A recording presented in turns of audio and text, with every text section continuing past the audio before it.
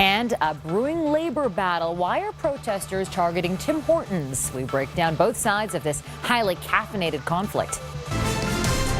You're watching Global Toronto. This is Global News at 6.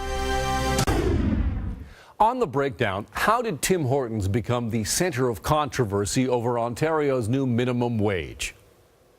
Tim Horton Donuts have baked up another fresh idea.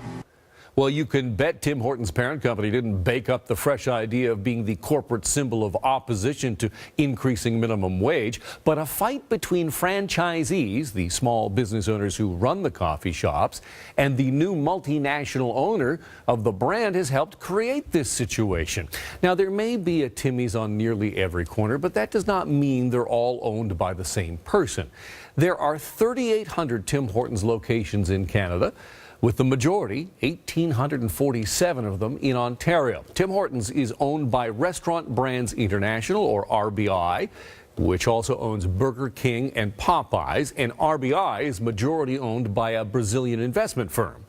Ever considered opening a Tim Hortons? Well, according to the company's franchisee page, you'll need $1.5 million in net worth plus $500,000 in liquid assets to qualify. The cost of the franchise varies, but on top of it, you'll pay a $50,000 franchise fee plus a weekly royalty fee plus monthly advertising levies. These are the most expensive donuts in the city. Now, since RBI took over Tim Hortons in 2014, some franchisees have complained that the company has hiked costs of supplies, and that's hurt the bottom line. And that was before minimum wage went from $11.60 an hour up to $14. Double for justice for Tim's workers.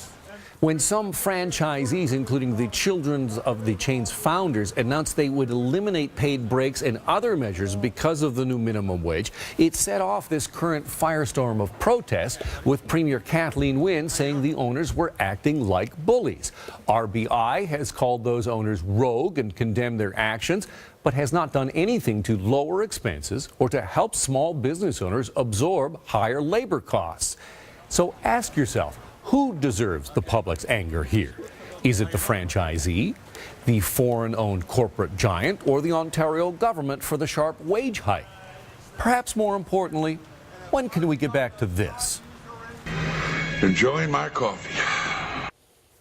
One thing's for sure, this is not going away anytime soon. It doesn't look like it, at least. It's a brouhaha that's going to continue for a while, and you wonder whether or not the parent company is going to be able to just remain quiet. They put out one statement saying that they were not on side with these franchisees, but now they have the Ontario Federation of Labor basically saying, if you don't do something else, we're going to continue to protest outside of your restaurants, maybe more of them than we have already. And like you've never seen the labor movement mobilize before. We just heard that clip.